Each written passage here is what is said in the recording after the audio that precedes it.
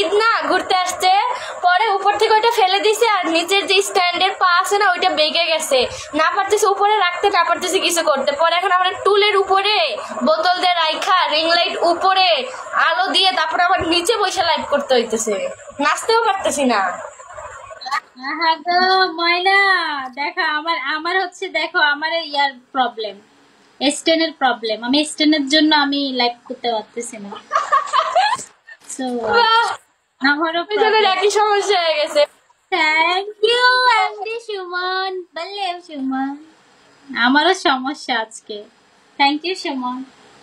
Guys সবাই একটু two স্টেপটা করে দেন, সবাইকে সাপোর্ট করো।